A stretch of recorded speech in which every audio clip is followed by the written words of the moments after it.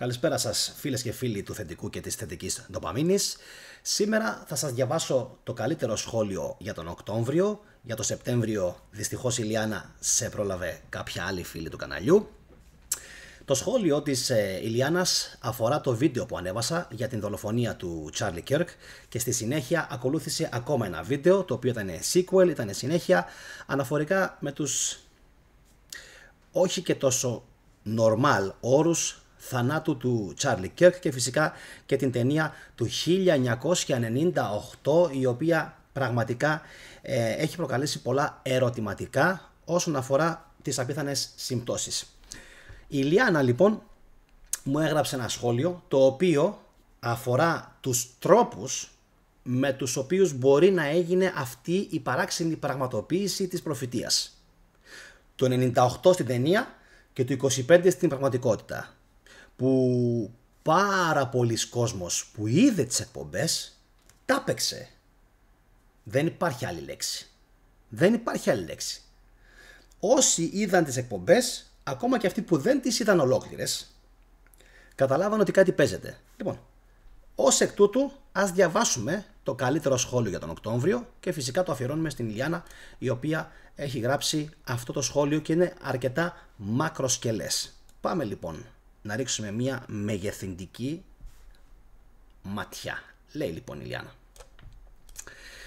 Καλησπέρα Γιάννη, κυκλοφορούν διάφορες θεωρίες συνωμοσίας οι οποίες επικεντρώνονται σε κάποιες λεπτομέρειες της δολοφονίας, όπως το δαχτυλίδι που φορούσε στο δάχτυλο ο Τσάρλι Κέρκ άλλαξε θέση, το φορούσε στον παράμεσο και μετά στον μέσο. Κάποιοι δηλαδή μπορεί ή να άλλαξαν θέση ή να έχουν παραποιήσει και κάποια στοιχεία. 2.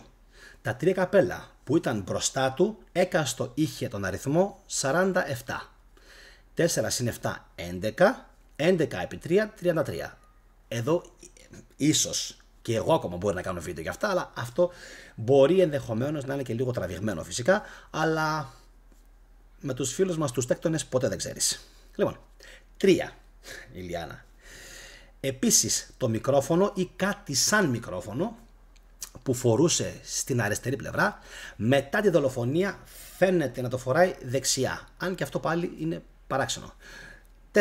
Το FBI ανακοίνωσε τη σύλληψη του δράστη μετά από 33 ώρες. 5. Λένε πως υπάρχει ένα επεισόδιο των Simpsons, άντε πάλι, που ξέρουμε όλοι, έτσι, δηλαδή δεν υπάρχει αυτό το πράγμα, έχουν κάνει πρόγνωση σχεδόν για τα πάντα. Μόνο πότε θα έρθει ο Μεσσίας.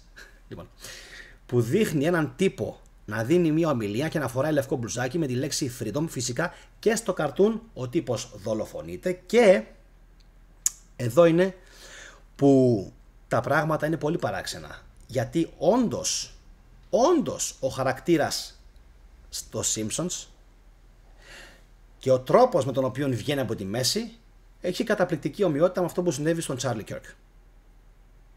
Κανείς γνώμη? Περιμένω στα σχόλια.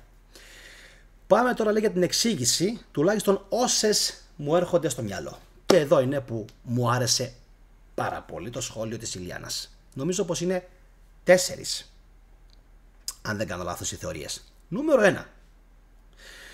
Προγνωστικός προγραμματισμός. Τονίζω πως δεν είναι επιστημονική θεωρία. Ναι, αλλά τι είναι? Προγνωστικός προγραμματισμός, κάτι σαν την προφητεία. Αυτοεκπληρούμενη. Είναι όταν τα γεγονότα απεικονίζονται σε μια ταινία, βιβλίο ή cartoons, όπως ένα βιβλίο, αν θυμόσαστε, του Dean Koontz, το οποίο παλαιότερα μιλούσε για έκρηξη ενός ιού κάπου στο 19-20. Το θυμόσαστε αυτό? Το θυμόσαστε? Το κάναμε. Εκπομπή. Τέλεια. Τα οποία λοιπόν αργότερα γίνονται πραγματικότητα. Υπάρχουν εκατοντάδες παραδείγματα στο διαδίκτυο. Γιατί όμως γίνεται αυτό? Η θεωρία λέει πως όταν οι ελίτ θέλουν να κάνουν κάποια μεγάλη αλλαγή, η αντίσταση σε αυτήν μπορεί να ελαχιστοποιηθεί επειδή οι άνθρωποι το έχουν δει ήδη να συμβαίνει σε ταινία. Είναι πιο εύκολο να αποδεχτούν την αλλαγή διότι αυτή έχει προπαρουσιαστεί ως φυσιολογική βλέπω πολύ φως έχει, από τις ταινίες, τα βιβλία και τις cartoons. Ή τα cartoons, συγγνώμη, όχι τις cartoons, τα cartoons. Άρα, σαν να πρόκειται για προπαρασκευή. Πολύ ωραία. Να φύγει το πρώτο σχόλιο, βασικά το πρώτο μέρος του σχολείου, να έρθει το δεύτερο. Ωραία. Το δεύτερο είναι φευγάτο, έτσι. Ταξίδι στο χρόνο, τα λέγαμε και σε μια εκπομπή για τον Τραμπ. Η σύγχρονη επιστήμη, θεωρητικά τουλάχιστον, παραδέχεται τα ταξίδια στο χρόνο. Αν ήδη το έχουν καταφέρει και πρακτικά, δεν νομίζω ότι θα μας το έλεγαν, καθότι καθίσταται ισχυρό όπλο.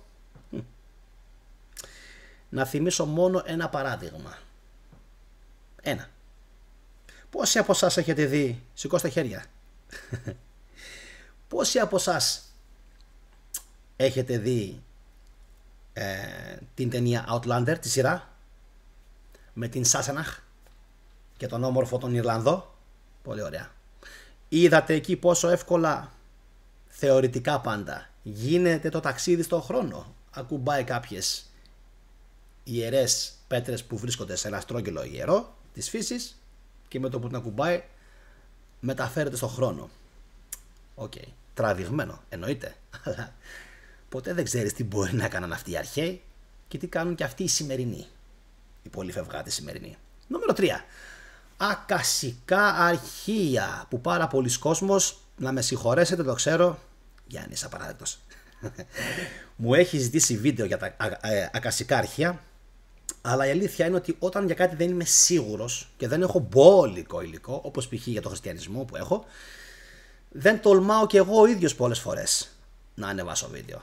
Πάμε λοιπόν στο νούμερο 3. Μια πιο μυστικιστική εξήγηση, θεωρία. Τα ακασικά αρχεία είναι μια θεωρητική συμπαντική βιβλιοθήκη, αυτό το πιστεύω, ή ενεργειακό πεδίο που περιέχει την καταγραφή όλων των σκέψεων, συναισθημάτων, λέξεων, πράξεων που έχουν γίνει ποτέ ή λεχθεί ποτέ, καθώς και όλων των πιθανών μελλοντικών γεγονότων σε όλο το σύμπαν. Κάτι που μου φαίνεται πως το ελέγχουν οι θεοί. Υπάρχουν απλοί κοινοί άνθρωποι που έχουν πρόσβαση σε αυτά. Σπάνιο, αλλά συμβαίνει. Στο σημείο αυτό δεν θέλω να πω κάτι παραπάνω, απλά να πω ότι το πιστεύω. Πόσο άλλωστε αν μια μυστική υπηρεσία έχει εκπαιδεύσει ανθρώπους να το κάνουν αυτό. Στο σχόλιο σου αυτό, Ηλιάνα, το τελευταίο, μυστική υπηρεσία έχει εκπαιδεύσει, που γράφεις, ένα πράγμα έχω να πω μόνο. Stranger Things. Και να με συγχωρέσετε, όταν βλέπετε Stranger Things, μεταξύ μας τώρα, εδώ η θετική, πιστεύετε ότι όλα είναι φαντασία? Όλα? Εντάξει, η Eleven κάνει κάποια τρελά πράγματα, αλλά πιστεύετε ότι όντως είναι όλα φαντασία? Όχι. Για ποιο λόγο το βλέπουμε και το λατρεύουμε? Μόνο επειδή είναι εποχή arcade του 80 με τέλειους ηθοποιούς? Όχι. Γιατί νιώθουμε ότι ένα μέρος από το Stranger Things ενδεχομένως να είναι για αλήθεια. Λοιπόν, ξέρω, είναι τραβηγμένη θεωρία, λέει η Ιλιάνα. Δεν σε προλαβαίνω. Δεν είπα ότι είναι τραβηγμένη. Λοιπόν, αλλά ας την έχουμε και αυτήν στα υπόψη μας. Και πάμε στο νούμερο 4, λέει, στην πιο τρελή από όλες, που είναι η κβαντική διεμπλοκή. Δηλαδή δείτε λίγο τι μυαλά έχουμε εδώ μέσα στο κανάλι, έτσι. Λοιπόν, κβαντική διεμπλοκή. Το φαινόμενο κατά το οποίο δύο σωματίδια, ήδη σε έχασα να ξέρεις, μόλις ανέφερες για σωματίδια. Ήμουνα στόκος στη φυσική, έτσι, το τονίζω αυτό. Μαθηματικά φυσική, στόκος.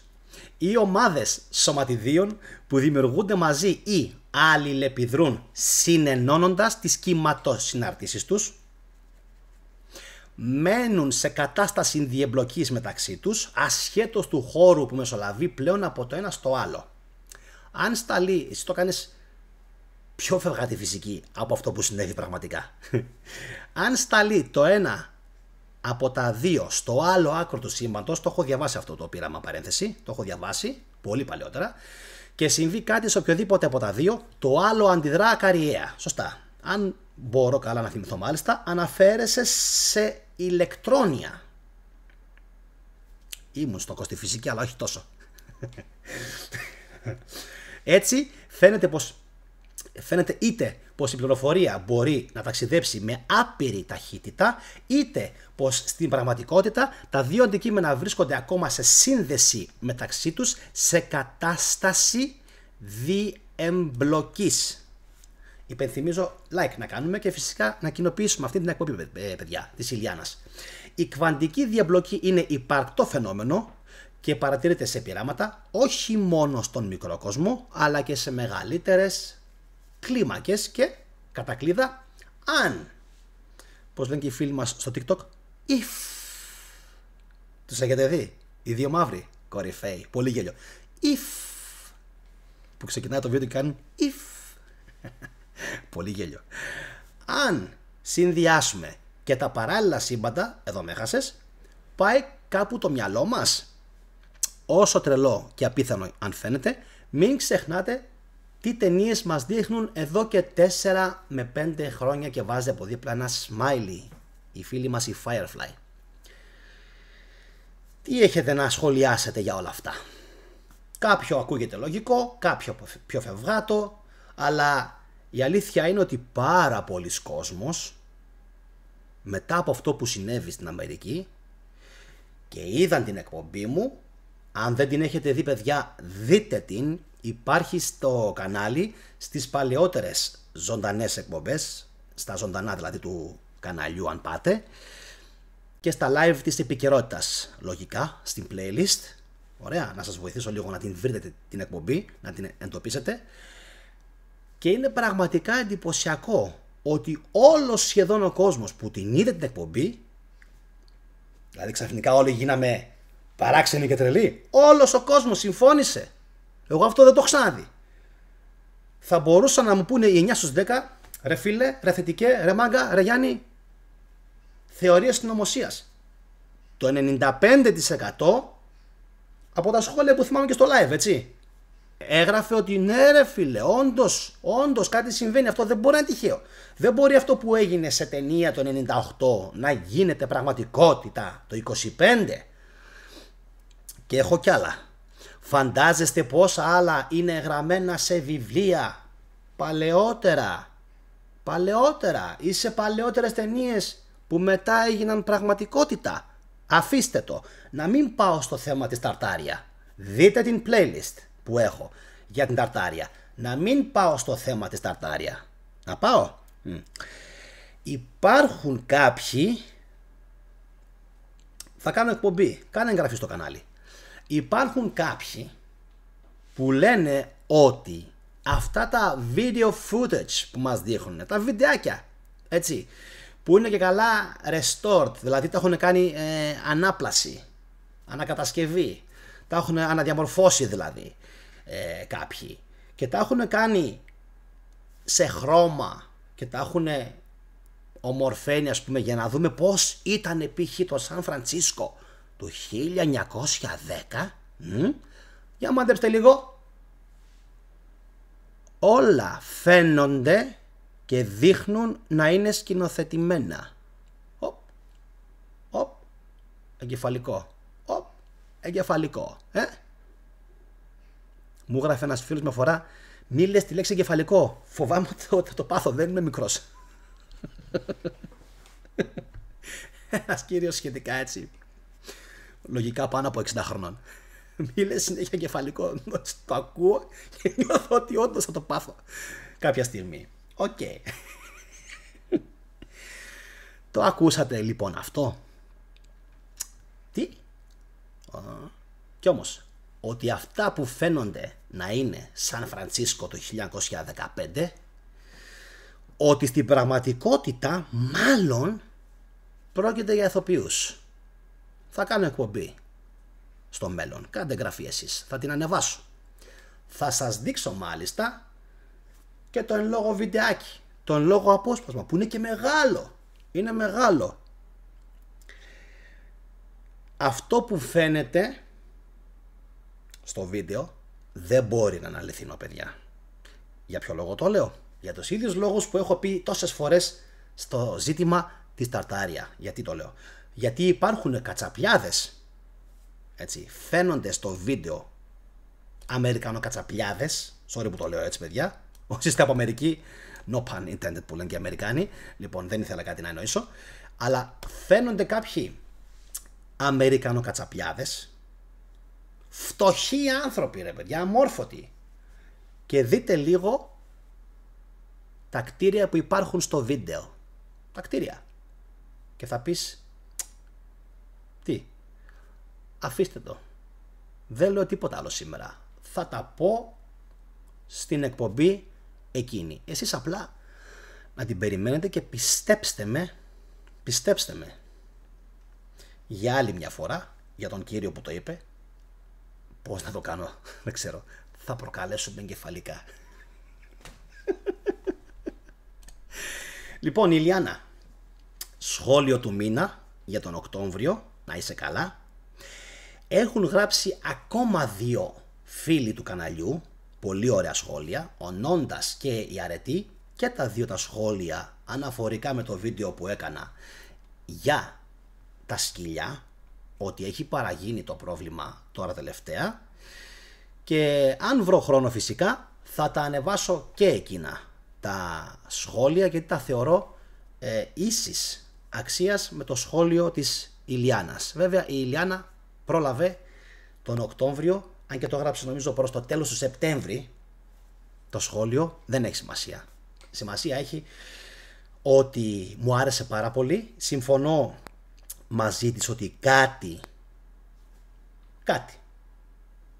δεν πάει καλά, κάτι είναι αρκετά παράξενο σε αυτήν όλη την ιστορία, και οφείλουμε όλοι να έχουμε τα μάτια μας ανοιχτά, να έχουμε πάντα ερευνητικό πνεύμα, να αμφισβητούμε και να σκεφτόμαστε ότι όντως κάποιες φορές τα πράγματα δεν είναι έτσι όπως δείχνουν. Κάποιοι μου έγραψαν ότι ενδεχομένως να μην έχει γίνει τίποτα από όλα αυτά και ο συγκεκριμένος άνθρωπος, ο Κέρκ, να βρίσκεται σε πρόγραμμα προστασίας μαρτύρων. Το είπα καλά, γιατί μου το γράψατε και αυτό κάποιοι. Αν βρω το σχόλιο αυτό θα το ανεβάσω, γιατί αφορούσε μια δήλωση που έκανε ένας αξιωματούχος που έλεγε κωδικοποιημένα πάνω κάτω αυτό το πράγμα, ότι θα σε δω στη Βαλχάλα. Και το θα σε δω στη Βαλχάλα λένε ότι υπονοεί πρόγραμμα προστασίας μαρτύρων, προφανώς υψής της σημασίας. Προφανώς. Λοιπόν, περιμένω σχόλια κάτω από το βίντεο, αν σας άρεσε, τι σας έκανε εντύπωση και φυσικά τι βίντεο περιμένετε από τον θετικό στο μέλλον. Να είστε όλοι καλά και φυσικά σας περιμένω στις επόμενες εκπομπές, το νου σας απλά στο καμπανάκι σας. Σας χαιρετώ. Γεια σας.